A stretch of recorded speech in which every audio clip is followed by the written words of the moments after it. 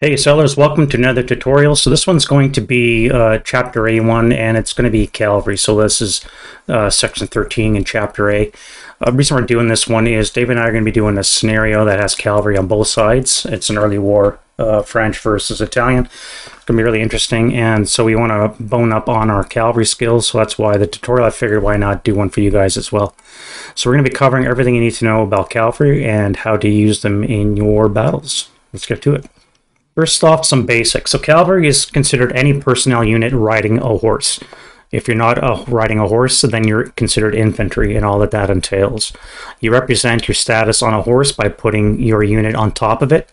And again, if your horse is on top of your unit, then it's being led around by the bridle. You're always considered qualified when you're mounted as cavalry. And unlike a vehicle, you use movement factors and not movement points. You have no vehicle covered arc. However, you do share some similarities when it comes to loading and unloading from a vehicle with mounting and dismounting from a horse. We'll get to that. You're never subject to pins, heat of battle, PTCs, leader loss morale checks, or task checks when you're cavalry. And note the horse capacity. The 3 silhouette horse can hold a squad and unlimited number of SMCs. The half squad and 4 or less SMCs can fit on the 2 silhouette. And the single one can hold 1 or 2 single man counters. Should for some reason you deploy your squads, you'll be breaking up your 3-man counter into two silhouette counters, or if you have a single man counter in your squad and he peels off, then he'll come off with his own horse. So there's enough horses in the counter to represent the units that they're holding, but you must downsize accordingly when you're stripped of riders. For cavalry stacking, it's equal to infantry, so again 3. After that, you start to become overloaded in that hex and you pay the appropriate penalty. However, that does not apply to unmounted horses. You can have as many counters as you have in a hex, and there are rules on how many horses can be led by a certain size unit. Regarding fire effects, whenever you're mounted and you're shooting, you're going to be firing at half firepower unless you're charging or you're in close combat. You're also very vulnerable when you're cavalry, so you're going to be suffering a -2 against you on any to hit or IFT roll versus the cavalry. Again, this -2 applies to the rider, not to the horse. We'll get to that again later. Of course, minefields will attack you without any kind of modifier. That's just what they do. And the -2 die roll modifier is not cumulative with any FFMO or NAM, so that you do not suffer those two. You just suffer the -2 against you. Finally, there's no support weapon use except for Molotovs and thrown DCs, and you cannot assault or spray fire if your unit is capable of such. So some movement basics then. Your leader movement factor bonus for mounted SMCs does not apply. However, if you have infantry in the same stack with you and they move as a stack with you from beginning to end, the mounted leader can influence infantry to get the extra 2 points. As I said, mounting and dismounting is similar to a vehicle or a boat. It costs you 1 movement factor and it takes up 1/4 of the vehicle's MP, or in this case the horse's movement factors. And any infantry that are mounting or dismounting any kind of conveyance are always limited to 4 movement factors, regardless if you have a leader or not. So the max you have is 4. In the advance phase, you do not mount or dismount your horses, and you do not advance. So horses, it's only infantry that advance in the advance phase, not cavalry. And of course, there's no assault movement during the movement phase. However, you could do a minimum move of 1 hex, provided the terrain requires it. Of course, the horse will become CX at this point, but you are allowed to do the minimum move. You just no assault movement. And you cannot enter an enemy location unless you declare a charge, or the enemy is one of those 3 conditions. Regarding portage, and we're talking about horses here, not pack mounts, IPC is equal to infantry, so you max out at 3, and your leader cannot influence your carry. Now, your support weapon must be dismantled if at all possible. Again, you cannot exceed 3 portage points when you're mounted on a horse, nor can you possess a gun or recover a support weapon gun on the ground. However, you can transfer support weapons between friendly units. Here's some more miscellaneous points we're going to cover before we get into some examples. So, for obvious reasons, walls and hedges do not apply to cavalry because, again, you're sitting so high. Shell holes and entrenchments, you clearly cannot take advantage of those, and therefore they're NA for you. Horses by themselves have no inherent morale level, and they do not suffer morale checks. They're just eliminated if you roll the right number. Now, if your cavalry breaks, it must bail out, and any horse counter is removed or replaced with a smaller counter to reflect this. And sometimes some of your units may actually stay mounted, so you, in effect, deploy your squad into its components, possibly one of those being destroyed or not.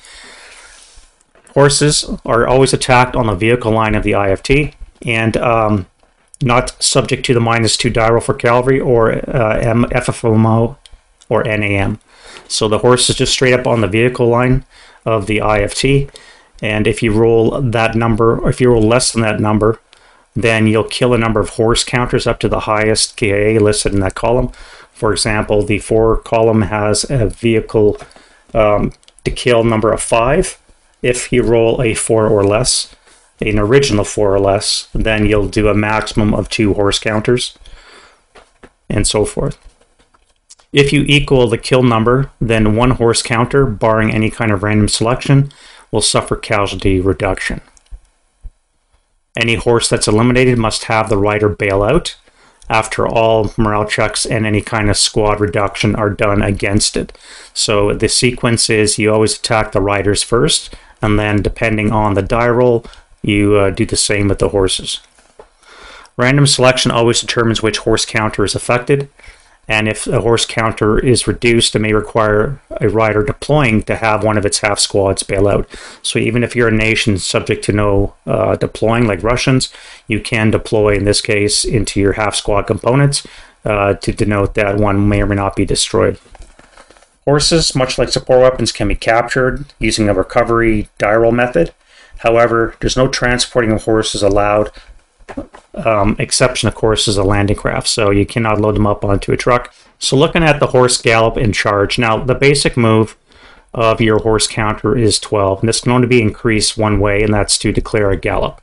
Now you can declare a gallop at the beginning of your movement phase of that unit, and you'll increase to 20, or if you declare a gallop in the middle of your move somewhere, you'll get an extra bonus 4 movement factors to a maximum of 16.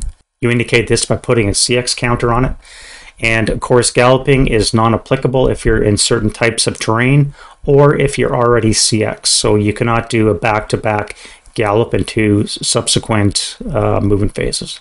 When you're on the gallop, there's no bypassing or moving into woods unless you're on a road. You cannot enter those kinds of terrain, as I said, and any kind of abrupt elevation change, i.e. if you're crossing 2 elevation levels in 1 hex or going up or down, you cannot obviously charge in that case, nor over a 1-lane bridge or into paddies and or banks. Regarding charging now, the cavalry unit must be at least 3 hexes away from an enemy. This indicates that you're building up steam before you crash into them. You must already be galloping, or you declare the gallop as you declare the charge. And you can actually reach that location at the at some point in your gallop. So remember, you must be able to be within at least 16 movement factors maximum of a location, because it's going to cost you 3 plus cost of terrain to enter the location. So you must have enough movement factors to actually enter the location, so don't pick a location too far away. Unless you're moving as a stack or a cavalry wave, you must move each unit separately. And after all defensive fire is done against you, you attack your target with triple point blank fire in the hex at the end of your move. So it's part of the movement phase, it's not advanced fire. You do not have or penalize your fire in any way by horse CX or halved for mounted or firing in the advanced phase. It's straight up triple point blank fire. You're not held in melee and you're not in melee, so you can always leave a hex, again, if you're mounted on a horse. There is no advancing fire after a charge, and once your movement phase is done, you put on a prep fire counter, and your unit is done for that turn. Now, if you're finished a charge, once the attack has been resolved, you can have a couple of choices. You can stay mounted or dismounted in the location, or you can enter a new location and even possibly declare another charge if you have sufficient movement factors. So again, you must be at least 3 hexes away from a subsequent target, and if you have enough movement factors to reach it, then you can by all means conduct a second charge. If you do remain in the enemy location, you're not held in melee, but you can attack and be attacked during the close combat phase. Finally, looking at the cavalry wave. Now, this is similar to the human wave. It follows the similar concept. The differences are that any nationality can make a cavalry wave attack as opposed to the restrictions of a human wave. You only need one squad equivalent of cavalry per adjacent hex, and per human wave rules, it's typically 2 squad equivalent counters on average. And no unit can be within 3 hexes of an enemy unit again, and one unit must be within 16 movement factors of and have LOS to an enemy unit. Again, 16 movement factors because you're going to need at least 4 to enter that location, and you might require more depending on the terrain. All your units must immediately gallop, and you must have a leader, at least one. And like a human wave, you move in impulses. So every unit in the wave moves 1 hex at a time, and you pay the most expensive cost for that 1 hex move for the whole wave. Unlike a human wave, however, you have no morale increase, and you do not have to end your movement phase in an enemy location. As I said, you can always continue on. Of course, there's no combined infantry and cavalry human wave. Clearly, the foot-borne troops just can't keep up with the horses. All right, let's look at some examples here now. So the first off, we're going to show horse movement and how that works. So in this case, what we're looking at is a scenario that Dave and I are going to be playing. It's called The Last Charge at Umbrega. It's from Lefranc-Terreur. I believe it's number 15, and it's scenario number 228. So this is going to be early war action between the French and Italians, and what makes it interesting is that both sides have cavalry, as well as the short-term duration. It's only 5 turns, so it's well playable in an afternoon. So what we have here is we have some Italians that are set up around one of their victory point objectives, which is they must secure 4 camps. And the French, for their part, must capture 3 of those 4 in order to secure victory. So we have various Italian units spread out around these camps. In this case, we have 3 3-4-6s and 2 3-4-7s with an 8-0 leader. And we're going to have the units that are in the darker tinted area, which denotes that it's a valley at a -1 level, are going to be mounted, and we're going to have unmounted troops at the top.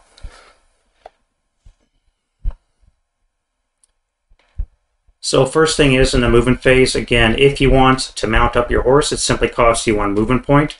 You then deduct 1/4 of the horse's move, so you only have 9 move left on the horse to do what you have to do. You can move up to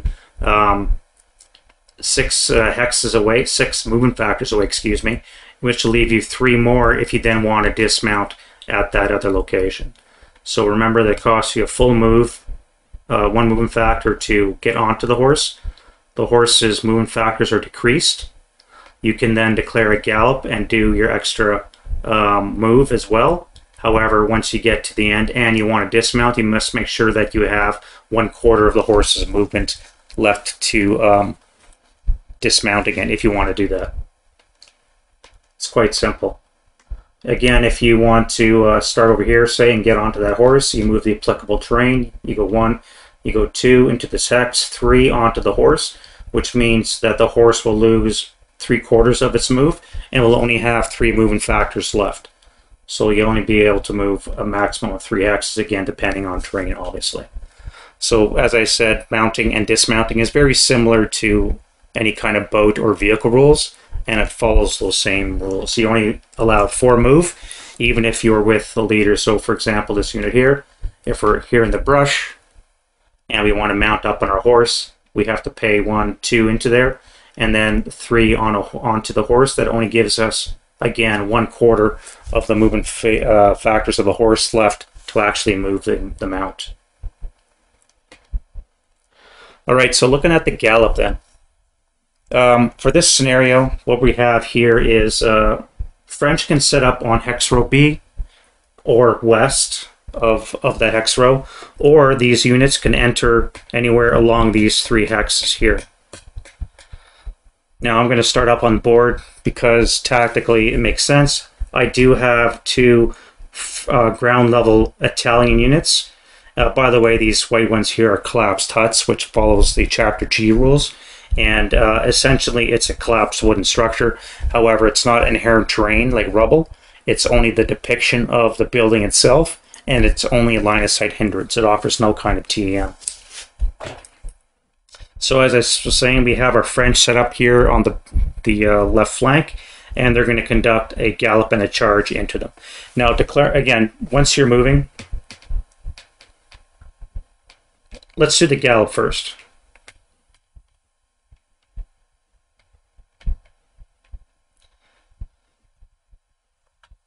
We'll set up a horse back here. We'll assume these ones are off the board right now.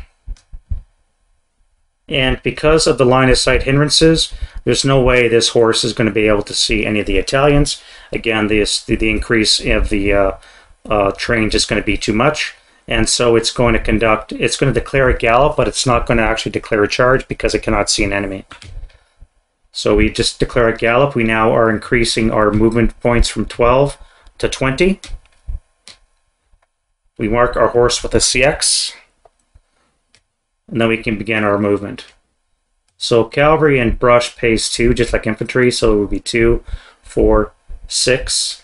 At any point along these 3 locations, I would have line of sight to this location because, again, this is only a +1 hindrance, as are the 2 brush hexes. So I'm well able to see the unit. I can now declare my charge. I've only used up 6 of my 20 move, which gives me 14, so that I can conduct my charge. The way that would be done then, I would go 7, 8, 9, 10. At any point along here, of course, the Italians that are on the ground level can defensive fire.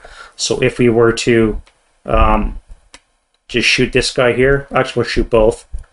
So it's going to be a combined 6 firepower with a -2 versus the rider and nothing, no modification versus the horse. So again, it'll be on the 6 table, and I need a 6 or less, original 6 or less to get a horse, and I need a -2 on the same roll to determine the results against the infantry riders. So I rolled a 10. So first of all, I cower, and so I marked with the final fire.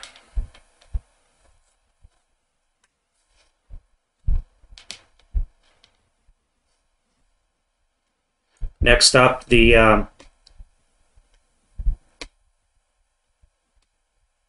look at the results. So we get knocked down from the 6 column to the 4 column, which means we needed a 5 or less on the horses, so the horses are not impacted. And we subtract 2 from the 10, so it's going to be an 8 on the 4, which is just a miss, so there's going to be no result. So which makes it easy for the cavalry, so they can now come in for 7, 8, 9, 10. And then it's going to cost them another 4 to enter this location, which is an orchard location. If he was this unit here, for example, in the collapsed hut, it would be +2 and 3 on top of that for additional +5.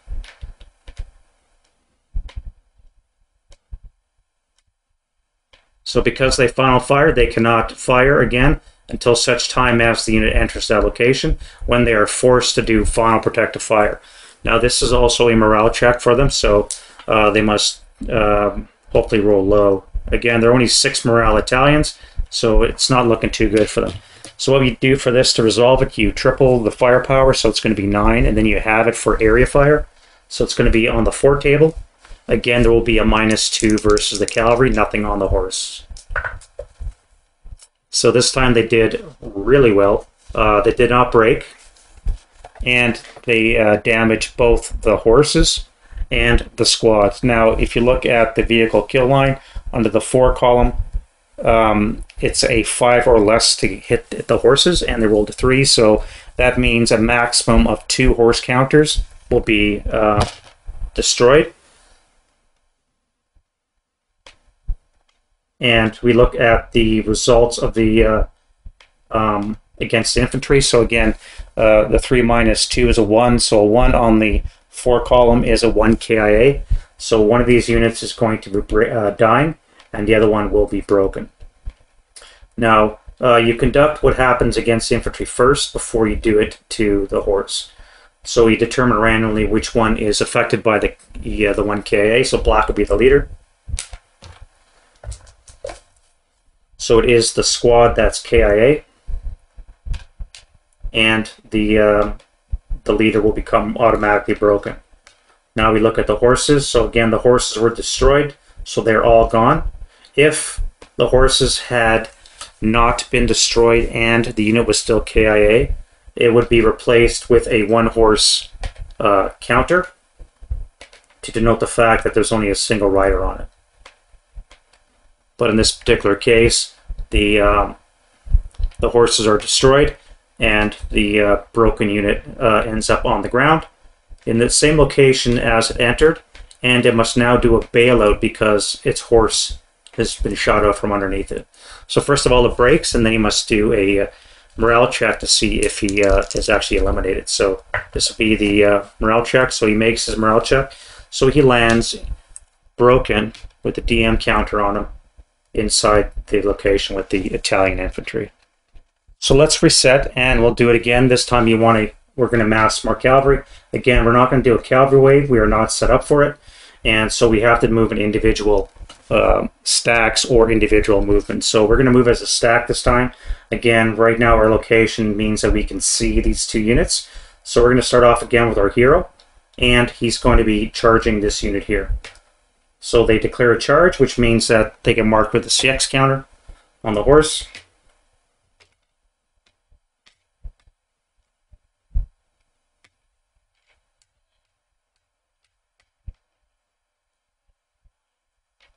And they begin their charge. They go 1, 2, 3, 4, 5, 6, 7, or you can go here if you want. That way it eliminates your choices. Again, at any point along this route, they can be fired upon by the Italians. They might want to wait until you at least enter this location, because the hindrance will make a +1 to your -2 roll, and it's better to have a -2 than a -1. So once the French reach this location, the Italians are going to decide to defensive first fire. So again, it's going to be 6 firepower combined as a fire group.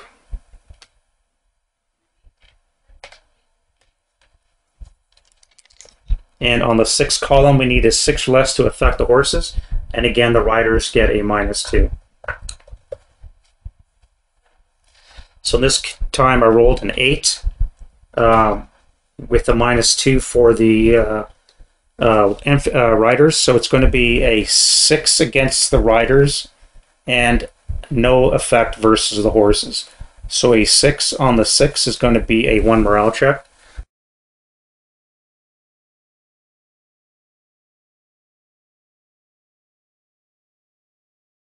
So the riders all take a 1 morale check.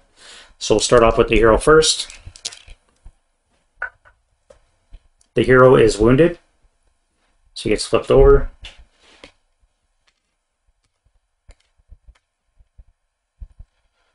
And then the squad that was with him is pinned, but again, because cavalry there's no effect for pins or PTCs, for example, it's no effect, so he's fine. And then the 248 half squad is fine as well. Now, had they broken, say for example this 248 had decided to not want to play and failed its morale check and broke, he would then have to bail off the horse, doing another morale check to see if he dies when he hits the ground. So in this particular case, his broken morale is only 6, and he rolled an 8. Obviously he failed, so he would actually be eliminated, and the horse counter would stay in that location. But he made it, so it's all good. So we put our hero back on. Again, he wounded status. He's being carried by the horse, so it's not going to impact him. And then we move one more location. After we'd let me back that up. First of all, we should put some residual fire down. So again, 6 will be a 2 in that location in case the other units decide to try. And again, our Italians are marked with first fire counters.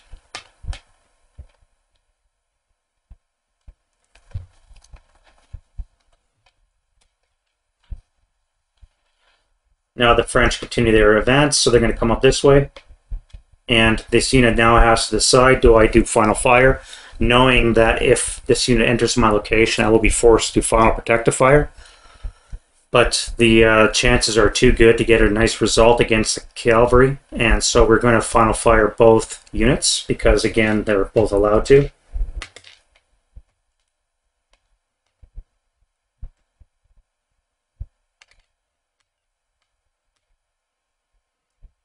And so we're going to have 6 firepower and 3 firepower, which will then be halved for area. So again, it will be on the 4 table, and it will be a -2 versus the riders, and again, nothing versus the animal.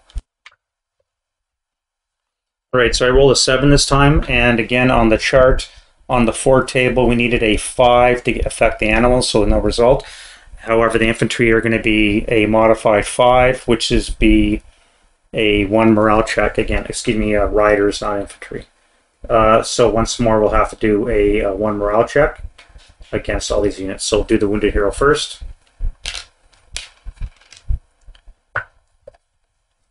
So the wounded hero is fine. I'll do the 4-5-8 with him. That's fine, and then the 2-4-8 half squad. And they're all fine. So they all survived that last barrage. Again, the horses are not affected. There would now also be a 2 residual in that location.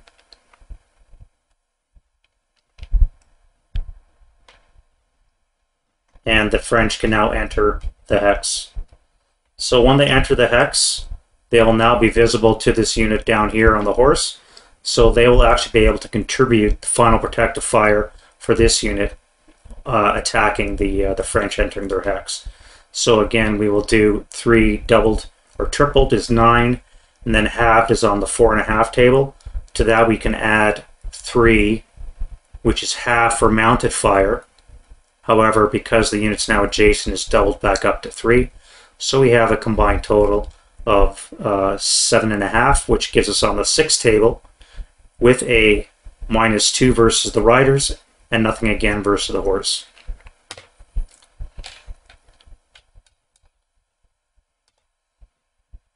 So again, we're going to be on the 6 table.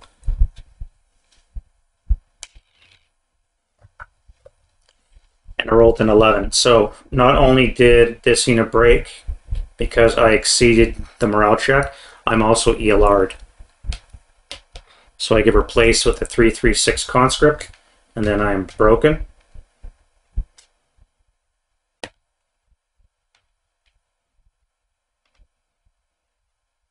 And this unit's attack is essentially ineffective.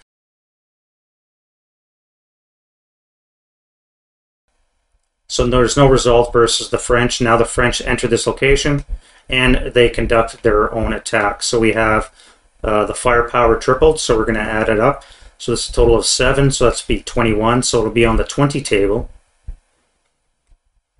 with no modifier against the broken Italian dismounted cavalry.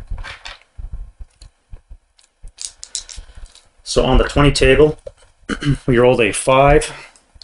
Now a 5 on the 20 will give you a 10 vehicle kill line, which means the horse counters are going to be gone. And the unit itself suffers a, actually it would have been a -1 because he's heroic. So it would be a 4 on the 20, which is actually a K4. So these Italians, they just got worse.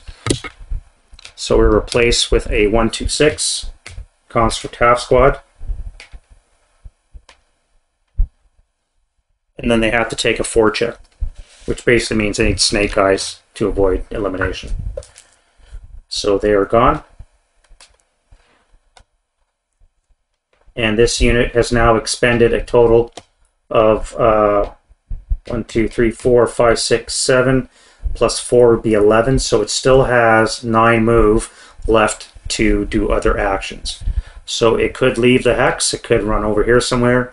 It could run beyond the this hex. For example, it could go 12, 13. And then we could try to reach this unit here as another charge. We go 14, 15, 16, plus 3 would be 19 move. So we could do a second charge if we wanted to. So you do have that option.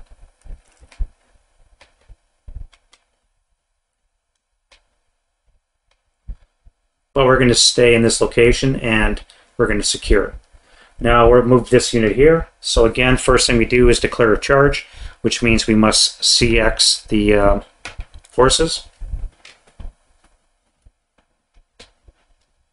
and they begin their assault. They go 1, 2, 3, 4, 5, 6, and again, this unit now could decide to final defensive fire, or it's going to wait until they actually get inside their hex and then they'll fire, which would make more sense.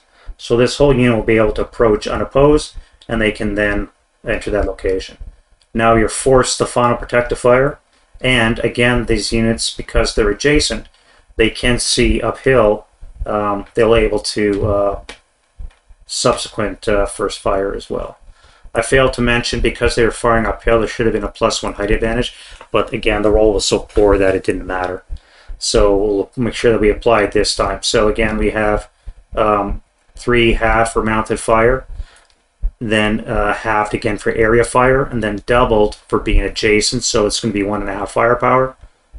This unit here is going to be firing 3 tripled is 9, halved will be 4.5. So it will be a total of 6 firepower between the 2 units against these incoming French, again with a -2.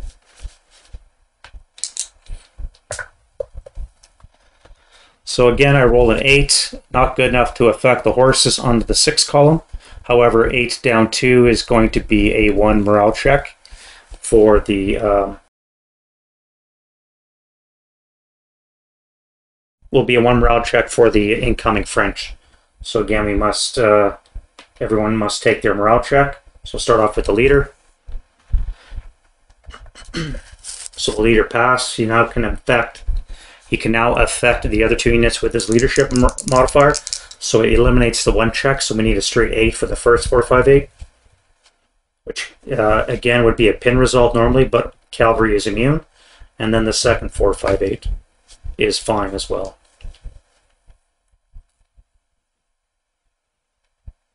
In this particular case, should that 9-1 have failed his morale and broke, remember that Cavalry is immune from leader loss, morale checks, and task checks.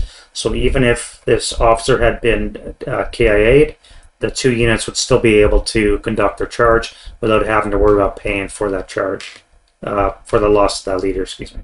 So once again, we must break these guys because I rolled so poorly. I rolled an 8 and their morale is only 6, so again, they're going to be broken.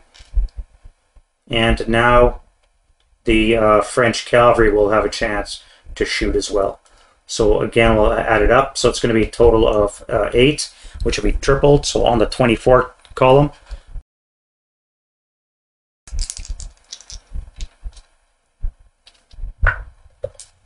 so we rolled a 4, and 4 on the 24 is going to be a 1 KIA, so this unit's gone.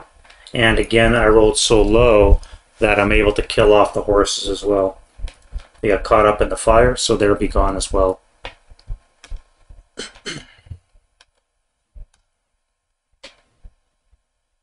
And once again, because it's only cost them 1, 2, 3, 4, 5, 6, 10 move, they still have 10 move left, but they can always reorientate themselves and do another charge. Alright, let's reset, and this time we're going to be doing a cavalry wave. So the French are set up, again, 3 hexes with a minimum of 1 squad equivalent per hex.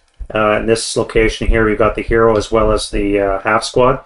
And on this one, we just have the leader and the 1 squad. We'll set up our Italians again.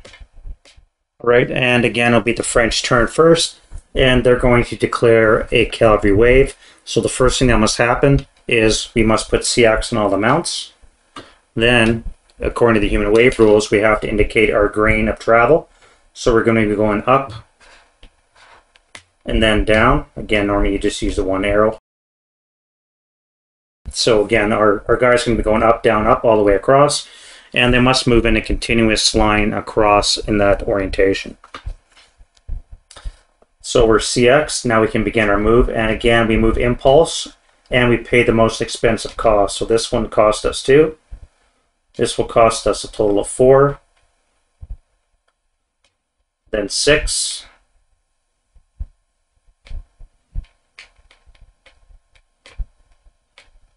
Then 8.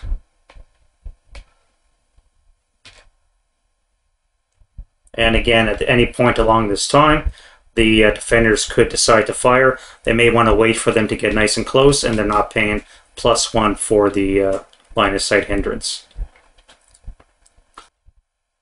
So let them come 1 hex closer, 10. And now they're going to defensive fire. Now they have a choice. They could again fire group for 6 firepower, which is a good result, or they could do two firepower attacks, again depending on what you want to do. If we're going to fire group, we're going to target the center one with the hero and the half squad as well as a full squad. So that's what we'll do. Again, we'll mark with first fires. It'll be on the 6th column, and again it'll be -2 versus the riders with nothing against the horse. Alright, so I rolled a 6, which is perfect. So I do cause casualty reduction to the horse, and it's going to be a 6 down 2 on the infantry, or the riders, excuse me, so they'll suffer a 2 morale check. So first thing is we do the morale checks. So we'll do the hero first. So a 2 morale check, he's fine. The 4-5A with him. The 4-5A with him is broken because again it's a 2 check.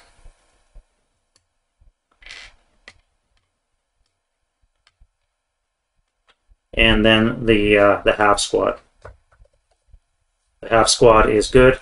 Even if he had rolled a snake eyes, remember, Cavalry is immune to heated battle results, so it wouldn't have mattered. But he rolled a 3 anyway, so he's fine. Now we've also caused casualty reduction to the horses, so we have to determine which counter suffers the result. So the black is going to be the 3 silhouette, and the white will be the 2 silhouette. If they tie, then they both will. So the 2 silhouette will be gone, and the 3 silhouette horse counter is fine. Now this rider who survived the morale check, the 2 morale check, excuse me, will have to do a bailout check to see if he stays unbroken or not. And he rolled a 9, so he failed his morale. So he's broken. And without a mount. Now this unit here, we must determine whether or not the broken unit has to bail out. Well, he does have to bail out, but whether or not he's casualty reduced for failing his morale check. So he rolled a 9, which means he failed as well. So the 4-5-8's replaced with another 2-4-8 of broken status. And we flip this over to reflect the loss of horses to the 2. So we have 2 broken units on the ground, marked with the DM, and we have a wounded leader. Actually, that would be, so the 2 horse counter would be there, and the single man counter would have his own horse, and he's able to still continue moving. So then we move 1 more hex.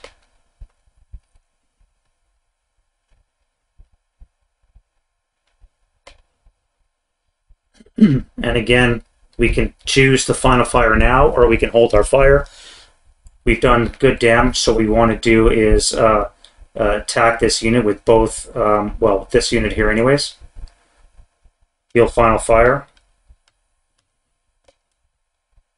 So it's going to be 3 double to 6, and then a half for area fire, so it'll be on the 2 table.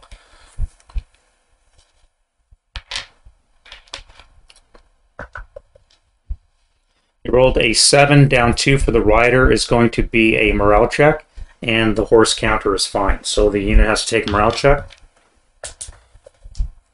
which it fails. Now it must do a bailout, so which is another morale check to see if it gets reduced at all. 7 is fine, and so they just on the ground, and their horses are with them.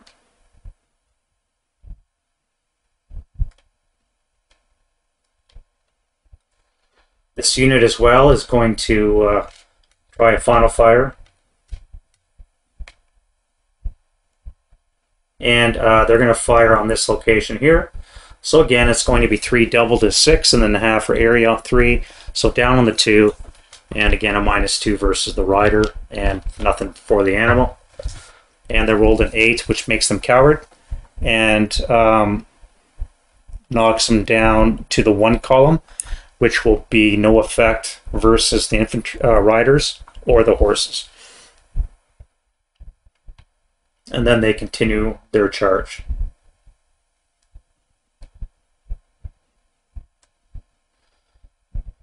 So again, we'll do this guy first. So he must final protective fire. However, he could also again use this guy to help him. Remember, this guy will be firing at half firepower because he's mounted.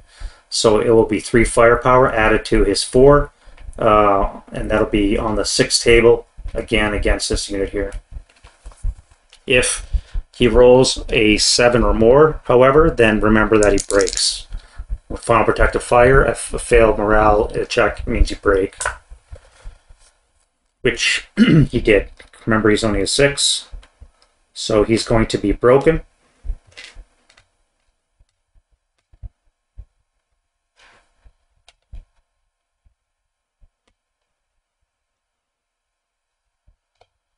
And we look at the results. So again, on the 6th column, the horse is not affected. However, it's going to be down 2 for the rider, so a 5 on the 6 will be a 1 morale check. So we'll do the 9-1 first. So he passes, which eliminates the 1 check on the 4-5-8 that's with him. And the 4-5-8 passed as well because he rolled a 4.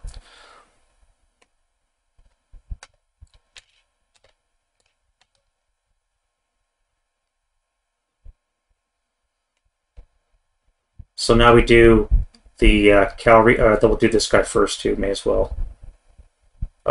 This one here is going to be, again, 3 tripled is 9, halved will be on the 4 table.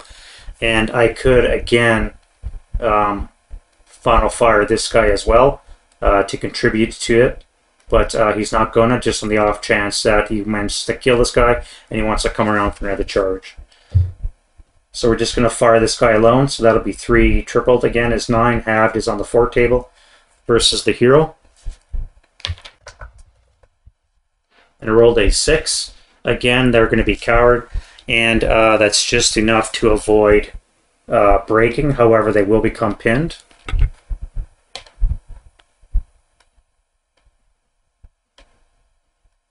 Now again, on the 4 column, I needed a 5 to affect the horses, so they are not. However, the hero will be taking, actually it's moved over 1 column because they cowered, so it's actually going to be on the 2 column.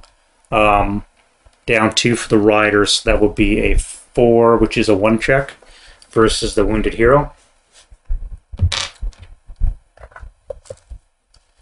which failed. So the wounded hero is gone, and his single horse counter is running around. Now we can do the French attack. So again, we could triple this up, 12, and it's not halved for mounted fire or firing in the movement phase.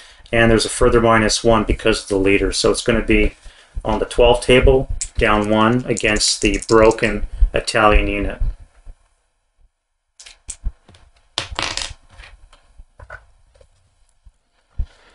So luckily they have a leader, they don't cower, so it's going to be a 7 on the 12, which gets us a 1 check against the broken unit.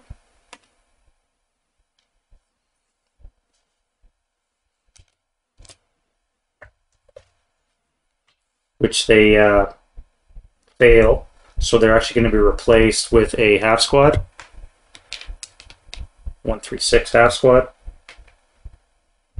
Again, the horse counter will be flipped over to reflect the loss. So replace it with a 2 horse counter. And now the French are free to continue on their merry way. They can come around, peel out, they can continue their attack. Again, they can move away and then come in as long as they have enough movement factors to enter the location. Again, they can always declare another charge. And there we have cavalry. So hopefully this was instructive.